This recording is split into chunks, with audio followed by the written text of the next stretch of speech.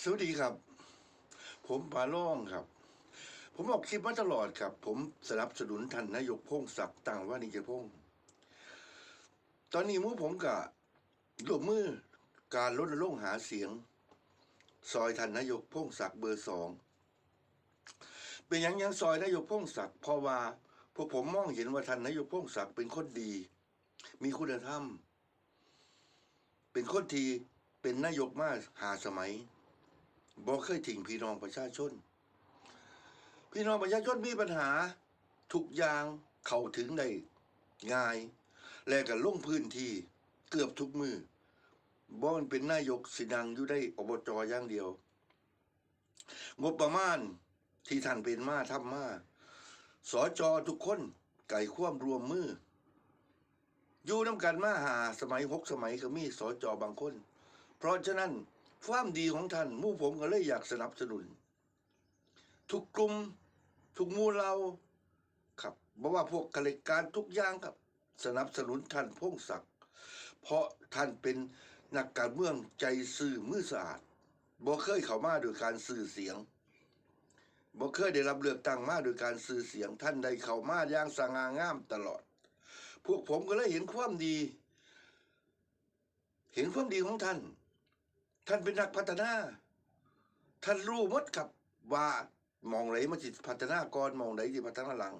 เพราะเพิ่นอยู่มา20 กว่าปีรู้หมดครับ เพราะฉะนั้นที่ผมสนับสนุนบ่มันสนับสนุนเรื่องอื่นครับสนับสนุนเรื่องว่าท่านนายกพงศักดิ์เป็นคนดีมีคุณธรรมทำให้จังหวัดขอนแก่นเฮาเจริญรุ่งเรืองมาถึงขนาดนี้ งานก่อสร้างถนนหนทางทุกหม่องได้รับการแก้ไข เพราะว่าท่านเข้ากับสจทุกคนมารายงานท่านสิจัดการเรื่องงบประมาณให้หมดเพราะฉะนั้น การมีประสบการณ์การมีฝีมือในการทำงานพวกผมก็เลยอยากได้เบอร์2ท่านพงศักดิ์เข้ามาบริหารจังหวัดขอนแก่นอีกครั้งหนึ่งได้กระชักชวนพี่น้องทั้ง26 อำเภอซอยกันเลือกเบอร์2กลับมาเป็นนายกจังหวัดขอนแก่นอีกครั้งหนึ่งเพราะว่าทุกกลุ่มทุกหมู่เราที่ตั้งสัญญาบันไปว่าสิซอยท่านนายกพงศักดิ์ขอให้ซอยดูแลพื้นที่ให้ดูแลป้ายดูแลการหาเสียงทุกอย่างให้มันบริสุทธิ์ยุติธรรมคนขอนแก่นใหญ่คนสื่อได้คนขอนแก่นใหญ่เขาสื่อได้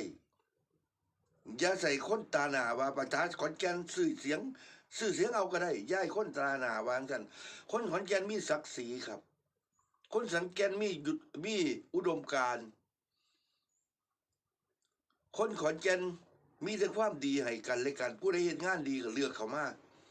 ผู้ใดบ่เฮ็ดงานก็บ่ต้องเลือกเขามาครับ อยากให้จังหวัดขอนแก่นเฮาเจริญรุ่งเรืองบ่แม่นเข้ามาเพื่อผลประโยชน์อยากให้เข้ามาเพื่อประโยชน์ของประชาชนเพราะฉะนั้นผมเลือกร้องให้พี่น้องชาวขอนแก่นก็ให้พิจารณาดีผมขอฝากท่านนายกพงศักดิ์ตั้งวานิชพงศ์เบอร์2ครับวันที่27เข้าคู่หากาเบอร์2ท่านนายกพงศักดิ์ให้กลับมาปฏิบัติหน้าที่เป็นนายกอบจอีกครั้งขอบคุณครับ